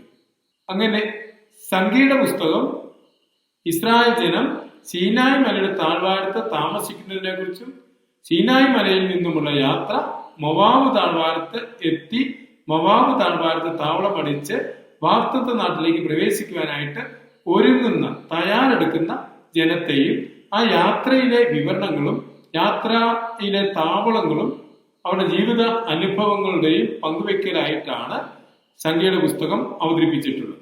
സംഖ്യയുടെ പുസ്തകത്തിന്റെ പ്രധാന ദൈവശാസ്ത്ര പ്രമേയങ്ങൾ. ഒന്നാമതായിട്ട് ലേവ്യരുടെ പുസ്തകത്തിൽ നമ്മൾ കണ്ടിരുന്നു കൂടെ വസിക്കുന്ന ദൈവത്തെക്കുറിച്ച് പറയുന്ന കാര്യം. കൂടെ വസിക്കുന്ന ദൈവം ഇസ്രായേലിനെ നയിക്കുന്ന ദൈവമാണ്. കൂടെ വസിക്കുന്ന ദൈവം ഇസ്രായേലിനെ നയിക്കുന്ന ദൈവമായിട്ടാണ് സംഖ്യയുടെ പുസ്തകത്തിൽ ആദ്യം നമുക്ക് ദൈവത്തെ കാണുവാൻ സാധിക്കുന്നത്. സംഖ്യയുടെ പുസ്തകം ആരംഭിക്കുമ്പോൾ തന്നെ ദൈവമായ കർത്താവ് മോശയോട് കൽപ്പിക്കുന്നു, യാത്ര പുറപ്പെടാൻ സമയമാകുന്നതിന് മുൻപ് വേണ്ട ക്രമീകരണങ്ങൾ നടത്താൻ, ജനസംഖ്യ എടുക്കുവാൻ. വീണ്ടും ദൈവമായ കർത്താവ് പറയുന്നുണ്ട്, നിങ്ങൾ സീനായ് മലയിൽ താമസിക്കേണ്ട സമയം പൂർത്തിയായി ഇവിടെ നിന്ന് യാത്ര ആരംഭിക്കുവാൻ പറയുന്നുണ്ട്. യാത്രയിലുടനീളം അവർക്ക് മുൻപേ പോയിരുന്നത് വാഗ്ദത്ത പേടകമായിരുന്നു. അത് ഇസ്രായേലിന്റെ ദൈവമായ കർത്താവ് അവരെ നയിക്കുന്നതിന്റെ അടയാളമായിരുന്നു. മേഘം ഉയരുന്ന സമയമാണ് അവർ യാത്ര പുറപ്പെട്ടിരുന്നത്. അതുകൊണ്ട് മേഘസ്തംഭവും ദൈവസാന്നിധ്യത്തിന്റെ അടയാളമായി ഇവരുടെ മുൻപേ നീങ്ങിയിരുന്നു. രാത്രിയിൽ അഗ്നിസ്തംഭവും പകൽ മേഘത്തൂണുകളും അവർ ദർശിച്ചിരുന്നു. അങ്ങനെ ഇസ്രായേലിന്റെ ദൈവമായ കർത്താവ് നയിക്കുന്ന ദൈവമായിട്ട് ഇസ്രായേലിന് അനുഭവപ്പെട്ടു. അതുകൊണ്ട് സംഖ്യയുടെ പുസ്തകത്തില് ദൈവത്തെക്കുറിച്ച് നൽകുന്ന ഒന്നാമത്തെ ദർശനം നയിക്കുന്ന ദൈവമാണ്. രണ്ടാമത് സംഖ്യയുടെ പുസ്തകത്തിൽ പരിപാലകനായ ദൈവത്തെ നമുക്ക് കാണുവാനായിട്ട് സാധിക്കും. ഇസ്രായേൽ ജനം ഈ മരുഭൂമിയിലൂടെ യാത്ര ചെയ്യുമ്പോൾ അവർക്ക് വേണ്ട ജീവജലവും മന്നയും കാടപ്പക്ഷിയും നൽകി അവരെ നയിക്കുന്നു. മോശയെ സഹായിക്കുവാൻ വേണ്ടിയിട്ട് 70 നേതാക്കന്മാരെ നൽകി അവരെ നയിക്കുന്നു. പല വിധത്തിലുള്ള പ്രശ്നങ്ങൾ ഉണ്ടാകുമ്പോൾ മോശയ്ക്ക് ദർശനം നൽകി ഇസ്രായേൽ ജനത്തിന്റെ ജീവിതത്തിന് ഇടപെട്ട് അവരെ മുന്നോട്ട് നയിക്കുന്ന ദൈവത്തെ കാണുവാനായിട്ട് സാധിക്കും. രണ്ടാമത് സംഖ്യയുടെ പുസ്തകത്തിൽ നമുക്ക് ലഭിക്കുന്ന ദൈവ ദർശനം ഇസ്രായേലിന്റെ പരിപാലകനായ ദൈവത്തെക്കുറിച്ചാണ്. മരുഭൂമിയിൽ മന്നയും കാടപ്പക്ഷിയും നൽകി പരിപാലിക്കുന്ന ദൈവം, ഇസ്രായേലിനെ നയിക്കുവാനായി നേതാക്കന്മാരെ നിശ്ചയിച്ച് അവരെ നയിക്കുന്ന പരിപാലിക്കുന്ന ദൈവം, പ്രതിസന്ധികളും പരാതികളും ഉണ്ടാകുമ്പോൾ ദൈവം ഇടപെട്ട് ആധികാരികത, മോശയുടെ ആധികാരികത വെളിവാക്കുന്നു, അഹറോന്റെ ആധികാരികത വെളിവാക്കുന്നു. അങ്ങനെ ഇസ്രായേലിനെ പരിപാലിച്ച് മുന്നോട്ട് കൊണ്ടുപോകുന്ന ദൈവത്തെ കാണുവാനായിട്ട് സാധിക്കും. മൂന്നാമത് നമ്മൾ കാണുന്നത് ശിക്ഷണം നൽകുന്ന ദൈവമാണ്. ഇസ്രായേൽ മരുഭൂമിയിലൂടെ യാത്ര ചെയ്യുമ്പോൾ പലപ്പോഴും നേതൃത്വത്തിനെതിരെ പിറുപിറുക്കുന്നുണ്ട്, പരാതിപ്പെടുന്നുണ്ട്.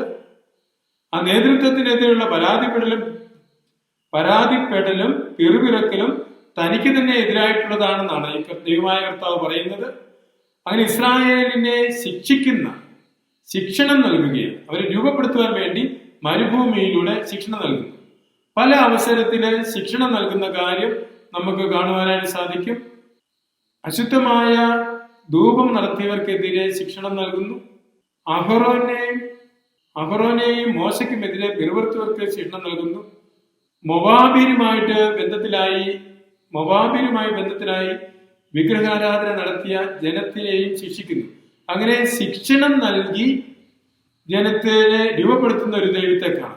അവസാനം കാദേശ് ബർന്നേയയിൽ ചെന്ന് അവര് ദൈവത്തിലുള്ള വിശ്വാസം ഇല്ലായ്മ വെച്ച് ദൈവത്തിലുള്ള വിശ്വാസമില്ലായ്മ പ്രകടമാക്കിയപ്പോൾ അതിന്റെ പേരിലും അവർക്ക് ശിക്ഷണം നൽകി മരുഭൂമിയിലൂടെ അവിടെ നടത്തി ശിക്ഷണം നൽകി രൂപപ്പെടുത്തിയെടുത്ത് മുന്നോട്ട് നയിക്കുന്ന ദൈവത്തെ കാണുവാനായിട്ട് നമുക്ക് സാധിക്കും.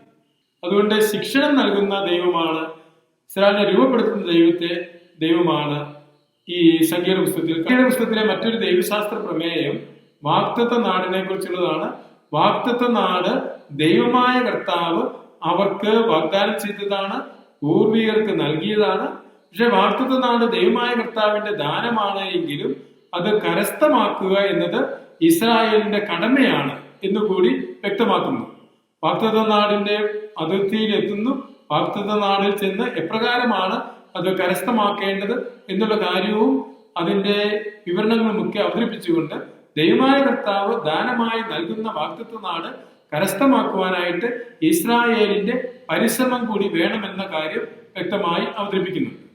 സംഖ്യയുടെ പുസ്തകത്തിൽ കാണുന്ന മറ്റൊരു കാര്യമാണ് 40ന്റെ പ്രത്യേകത. 40 വർഷക്കാലം ഇസ്രായേൽ മരുഭൂമിയിലൂടെ ജീവിക്കുന്നുണ്ട്. ആ 40 ദൈവശാസ്ത്രപരമായിട്ട് പ്രതീകാത്മകമായ ഒരു കാര്യമാണ്. ഒരുക്കത്തിനുള്ള ഒരു കാലഘട്ടമായിട്ട് 40നെ കാണുന്നുണ്ട്. പഴയ നിയമത്തില് പുറപ്പാട് പുസ്തകത്തിൽ 40 ദിവസം പ്രാർത്ഥിച്ചൊരുങ്ങിയതിനു ശേഷമാണ് മോശ 10 കൽപ്പനകൾ സ്വീകരിക്കുന്നത്. പുതിയ നിയമത്തിലെ ഈശോ മിശിഹ 40 ദിവസം പ്രാർത്ഥിച്ചൊരുങ്ങിയതിനു ശേഷമാണ് പരസ്യ ജീവിതം ആരംഭിക്കുന്നത്. ഇങ്ങനെ 40 ഒരു ഒരുക്കത്തിന്റെ കാലഘട്ടമായിട്ട് ബൈബിളിൽ കാണുവാനായിട്ട് സാധിക്കും. ഏലിയ പ്രവാചകനും 40 ദിവസത്തെ ഒരുക്കം നടത്തുന്നത് കാണാം. ഇസ്രായേൽ ജനത്തെ മരുഭൂമിയിലൂടെ യാത്ര നടത്തുന്നതും ഇസ്രായേലിനെ ഒരുക്കി വാഗ്ദത്ത നാട്ടിലേക്ക് പ്രവേശിപ്പിക്കുന്നതിന് വേണ്ടിയാണ്. ഇസ്രായേൽ ജനത്തെ ഒരുക്കി വാഗ്ദത്ത നാട്ടിലേക്ക് പ്രവേശിപ്പിക്കുന്നതിന് വേണ്ടിയാണ് 40 വർഷക്കാലഘട്ടം മരുഭൂമിയിലൂടെ നടത്തുന്നത്. അതുകൊണ്ട് 40 എന്നത് പ്രതീകാത്മകമായിട്ട് മനസ്സിലാക്കുവാനായിട്ട് സാധിക്കും. ഒരു ഒരുക്കത്തിന്റെ കാലഘട്ടം 40 വർഷക്കാലഘട്ടം മരുഭൂമിയിലൂടെ നടത്തി ഇസ്രായേലിനെ രൂപപ്പെടുത്തി വാഗ്ദത്ത നാട്ടിലേക്ക് പ്രവേശിപ്പിക്കാനായിട്ട് തയ്യാറാക്കുന്നതാണ് ഈ 40 വർഷക്കാലഘട്ടത്തെ പ്രവൃത്തി. സംഖ്യയുടെ പുസ്തകത്തിലെ മറ്റൊരു പ്രധാനമായ ദർശനം മരുഭൂമിയെ കുറിച്ചുള്ളതാണ്. സംഖ്യയുടെ പുസ്തകം മുഴുവൻ മരുഭൂമിയിലെ ജീവിതമാണ് അവതരിപ്പിക്കുന്നത്. പ്രാചീന ജനതകൾ അല്ലെ വിജാതീയ ജനതകളെ സംബന്ധിച്ച് മരുഭൂമി മരണത്തിന്റെ സ്ഥലമായിരുന്നു, നാശത്തിന്റെ സ്ഥലമായിരുന്നു. എന്നാൽ ഇസ്രായേലിലെ മക്കൾക്ക് മരുഭൂമി ഉടമ്പടിയുടെ സ്ഥലമായി മാറുന്നു, ദൈവത്തിന്റെ സ്വരം ശ്രവിക്കുന്ന സ്ഥലമായി മാറുന്നു. അതുകൊണ്ട് മരുഭൂമിയെ കുറിച്ച് പോസിറ്റീവായ ഒരു കാര്യം, നാശത്തിന്റെയും മരണത്തിന്റെയും സ്ഥലമായിരുന്ന മരുഭൂമിയേല് ഉടമ്പടിയുടെയും ദൈവസ്വരം ശ്രവിക്കലിന്റെയും സ്ഥലമായിട്ട് മരുഭൂമി മാറുന്നു എന്നത് സംഖ്യയുടെ പുസ്തകത്തിൽ കാണാൻ സാധിക്കും.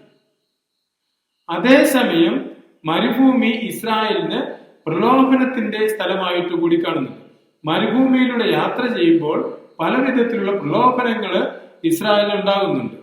കാനാന്യ ദൈവങ്ങളുടെ പിന്നാലെ പോകാൻ, മൊവാബി ദൈവങ്ങളുടെ പിന്നാലെ പോകാൻ, അതുപോലെ തന്നെ ഈജിപ്തിലെ സുഖസമൃദ്ധിയിലേക്ക് തിരിച്ചു പോകാൻ, തങ്ങളുടെ യാത്ര നിർത്തി പുറകോട്ട് പോകുവാനുള്ള പ്രലോഭനങ്ങളുടെ സ്ഥലമായിട്ട് കൂടി മരുഭൂമിയെ കാണാനായിട്ട് സാധിക്കും. മരുഭൂമി അതുകൊണ്ട് പ്രലോഭനങ്ങളുടെ സ്ഥലമാണ്. ആ പ്രലോഭനങ്ങളെ അതിജീവിച്ച് മുന്നോട്ട് യാത്ര ചെയ്യുവാനുള്ള കൃപ ദൈവമായ കർത്താവിന്റെ ഇടപെടലിലൂടെ നൽകുന്നു. എന്നാൽ പ്രലോഭനങ്ങൾക്ക് അടിമപ്പെട്ട് പാപം ചെയ്തവർക്ക് ശിക്ഷണം നൽകി അവരെ രൂപപ്പെടുത്തുന്നതായിട്ടാണ് സംഖ്യയുടെ പുസ്തകത്തിൽ കാണുവാൻ സാധിക്കുന്നത്. പുതിയ നിയമത്തിലാണെങ്കിലും മരുഭൂമിയിൽ പ്രലോഭിതനാകുന്ന ഈശോയെ കാണുവാൻ നമുക്ക് സാധിക്കും. അതുകൊണ്ട് മരുഭൂമി പ്രലോഭനത്തിന്റെ ഒരു സ്ഥലമായിട്ട് സംഖ്യയുടെ പുസ്തകത്തിൽ കാണാം. ഈ പ്രലോഭനങ്ങള് 2 വിധത്തിലുണ്ട്. ഒന്ന്, യാത്ര മതി, ഇവിടെ നിർത്താം എന്നുള്ള പ്രലോഭനം, മുന്നോട്ട് പോകണ്ട. 2, തിരിച്ചു പോകുവാനുള്ള പ്രലോഭനം. യഥാർത്ഥത്തില് ആത്മീയ ജീവിതത്തിന്റെ ഒരു പ്രതിരൂപമാണ് മരുഭൂമി യാത്ര. ദൈവോന്മുഖമായി യാത്ര ചെയ്യുന്ന മനുഷ്യന് പല വിധത്തിലുള്ള പ്രലോഭനങ്ങളെ അഭിമുഖീകരിക്കേണ്ടി വരുമ്പോൾ ഒന്നേ യാത്ര മതി, നിർത്താനുള്ള പ്രലോഭനം ഉണ്ടാകാം, തിരിച്ചു പോകുവാനുള്ള പ്രലോഭനം ഉണ്ടാകാം. അങ്ങനെ പ്രലോഭനങ്ങളുടെ ഒരു സ്ഥലമായിട്ടും പ്രലോഭനങ്ങളെ അതിജീവിക്കുവാനായിട്ട് ദൈവത്തിന്റെ കരുത്ത് നൽകുന്ന സ്ഥലമായിട്ടും മരുഭൂമിയെ കാണുവാനായിട്ട് സാധിക്കും. സംഖ്യയുടെ പുസ്തകത്തിൽ നമ്മൾ കാണുന്ന ഒരു ദർശനം മോശയുടെ മധ്യസ്ഥ ശക്തിയാണ്. ഇസ്രായേൽ ജനം വീണ്ടും സംഖ്യയുടെ പുസ്തകത്തിൽ നാം കാണുന്ന മറ്റൊരു പ്രധാന പ്രമേയം മോശയുടെ മധ്യസ്ഥ ശക്തിയാണ്, നേതൃത്വത്തിന്റെ ആധികാരികതയാണ്. ഇസ്രായേൽ ജനം പരാതിപ്പെടുമ്പോൾ, മോശയ്ക്കും അഹ്റോനുമെതിരെ പരാതിപ്പെടുമ്പോൾ, പിറുപിറുക്കുമ്പോൾ ദൈവമായ കർത്താവ് പറയുന്നു, ഇവർ എനിക്കെതിരെയാണ് പിറുപിറുക്കുന്നത്. അപ്പോൾ ദൈവമായ കർത്താവിന് വേണ്ടി നിൽക്കുന്നവരാണ് മോശയും നേതൃത്വവും. നേതൃത്വത്തിനെതിരെയുള്ള പിറുപിറുക്കല് മോശക്കെതിരെയുള്ള പിറുപിറുക്കലായിട്ട് ദൈവം കാണുന്നു.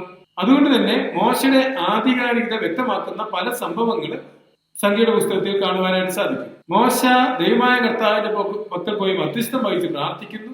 അതിന്റെ ഫലമായിട്ട് കാടപ്പക്ഷിയെയും മഞ്ഞയെയും നൽകുന്ന കാര്യം, മോശയുടെ പ്രാർത്ഥനയുടെ ഫലമായിട്ട് മോശയെ സഹായിക്കാനായിട്ട് 70 നേതാക്കന്മാരെ നൽകുന്ന കാര്യം, മോശക്കെതിരെ മിറിയാമും അഹ്റോനും ഉൾപ്പെടെ പരാതിപ്പെടുകയും മോശയുടെ ആധികാരികത ചോദ്യം ചെയ്യുകയും ചെയ്തപ്പോൾ മോശയുടെ വാക്കനുസരിച്ച് മോശയിലൂടെ ദൈവം പ്രവർത്തിക്കുകയും മിറിയാം കുഷ്ഠരോഗിയായി മാറുകയും ചെയ്യുന്ന കാര്യം, അങ്ങനെ മോശയുടെ അനന്യതയും ആധികാരികതയും എടുത്തു കാണിക്കുന്ന വചനഭാഗങ്ങൾ സംഖ്യയുടെ പുസ്തകത്തിൽ കാണാം.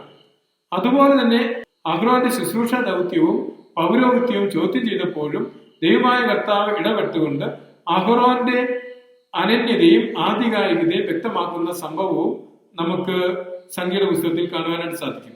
അതുകൊണ്ട് നേതൃത്വത്തിന്റെ ആധികാരികതയും ഉത്തരവാദിത്വവും വ്യക്തമാക്കുന്ന ഒരു പുസ്തകമായിട്ട് കൂടി സംഖ്യയുടെ പുസ്തകത്തിന്റെ പ്രമേയം ഉൾക്കൊള്ളിക്കാം. ഒരു പുസ്തകമായും സംഖ്യയുടെ നേതൃത്വത്തിന്റെ ആധികാരികത വ്യക്തമാക്കുന്ന പുസ്തകമായും സംഖ്യയുടെ പുസ്തകത്തെ കാണുവാൻ സാധിക്കും. പ്രിയപ്പെട്ടവരെ, സംഖ്യയുടെ പുസ്തകത്തെ സംബന്ധിച്ചുള്ള ഏതാനും ചിന്തകളാണ് പങ്കുവെച്ചത്. സംഖ്യയുടെ പുസ്തകം മരുഭൂമി യാത്രയായിരുന്നു. നമ്മുടെ ആത്മീയ ജീവിതയാത്രയും ഇസ്രായേലിന്റെ പുറപ്പാട് യാത്ര പോലെയുള്ള ഒരു യാത്രയാണ്. ദൈവാത്മാവിനാൽ നയിക്കപ്പെടുന്ന യാത്രയാണ്. പല വിധത്തിലുള്ള പ്രലോഭനങ്ങള്, പ്രതിസന്ധികള് ഈ യാത്രയിൽ ഉണ്ടാകാം. അപ്പോൾ പലപ്പോഴും യാത്ര ഉപേക്ഷിക്കുവാനുള്ള പ്രലോഭനങ്ങൾ ഉണ്ടാകാം. എന്നാൽ ദൈവമായ കർത്താവ് മുൻപേ നയിക്കുന്നുണ്ടോ എന്ന ബോധ്യത്തോടു കൂടി ദൈവമായ കർത്താവിനെ ദർശിച്ച് അന്ന് മോശയുടെ മധ്യസ്ഥം ഉണ്ടായതുപോലെ സഭയോട് ചേർന്ന് സഭയാൽ നയിക്കപ്പെട്ട് യാത്ര മുന്നോട്ട് പോകുമ്പോൾ ദൈവമായ കർത്താവ് ആകാശത്ത് നിന്ന് മന്ന നൽകി, കാടപ്പക്ഷി നൽകി ഇസ്രായേലിനെ പരിപാലിച്ചതുപോലെ ആത്മീയ ജീവിതത്തില് വിശുദ്ധ അപ്പം നൽകി പരിശുദ്ധ കുർബാനയിലൂടെ ഉദാസകളിലൂടെ നമ്മുടെ ആത്മീയ ജീവിതത്തെയും നയിക്കുന്നതായിട്ട് നമുക്ക് അനുഭവിക്കുവാനായിട്ട് സാധിക്കും. അതുകൊണ്ട് സംഖ്യയുടെ പുസ്തകത്തിലെ യാത്രാ വിവരണം യഥാർത്ഥത്തില് ക്രൈസ്തവ വിശ്വാസത്തിന്റെ ഒരു പ്രതിരൂപമാണ്. ക്രൈസ്തവ ആധ്യാത്മിക ജീവിതത്തിന്റെ ഒരു പ്രതിരൂപമായിട്ട് കാണുവാനായിട്ട് സാധിക്കും. സംഖ്യയുടെ പുസ്തകത്തെ കുറിച്ചുള്ള പഠനം നമ്മൾ ഇവിടെ അവസാനിപ്പിക്കുകയാണ്.